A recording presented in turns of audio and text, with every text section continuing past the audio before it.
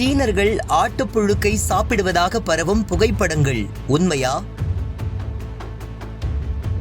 புற்றுநோயை குணமாக்கும் மருந்தாக உள்ளதா இந்த ஆட்டுப்புழுக்கைகள்? உண்மையில் நடந்தது என்ன?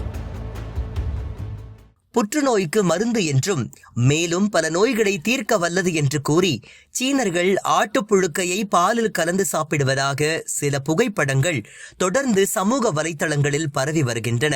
அவை உண்மையா என்பது பற்றி இந்த தொகுப்பில் பார்க்கலாம். உண்மையில் ஆட்டுப்புழுக்கையை பாலிலோ அல்லது வேறு பானங்களிலோ கலந்து குடிப்பது போன்றோ விற்பனை செய்வது போன்றோ வெளியாகும் புகைப்படங்கள் அனைத்தும் பொய்யானவை. மரவள்ளிக்கிழங்கின் வேரில் இருந்து தயாரிக்கப்படும் ஸ்டார்ச் மூலம் கருப்பு குண்டுகள் போன்ற உருண்டை தயாரிக்கப்படுகின்றது. இதனை தேநீரில் கலந்து பபிள் டீ அல்லது போபா டீ என விற்பனை செய்கின்றனர்.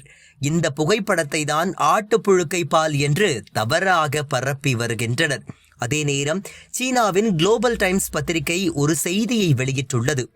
அதில் ஹுனான் மாகாணத்தில் உள்ள ஒரு கிராமத்தில் அங்குள்ள கிராமவாசிகள் ஆடு மற்றும் மாட்டின் சாணத்தை காய வைத்து அதனை பொடியாக்கி அதனை புற்றுநோய் மற்றும் பிற நோய்களுக்கு மருந்தாக உட்கொள்வதாக தெரிவிக்கப்பட்டுள்ளது.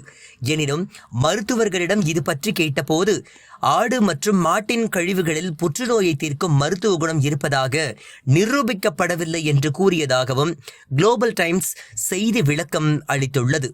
எனவே சீனாவில் உள்ள ஒரு கிராமத்தில் மூட நம்பிக்கையின் ஒரு பகுதியாக ஆடு மற்றும் மாட்டின் சாணத்தை காய வைத்து மக்கள் பயன்படுத்துவது உண்மை என்று தெரிகிறது. அதே நேரம் அதனை வெகுஜன மக்கள் பெருமளவில் பயன்படுத்துவது போன்று சித்தரிக்கப்படுவது தவறு என்றும் தெரிய வந்துள்ளது.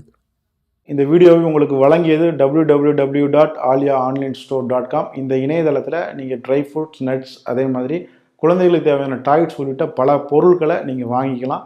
ஒரு தடவை இந்த இணையதளத்தை விசிட் பண்ணி பாருங்கள்.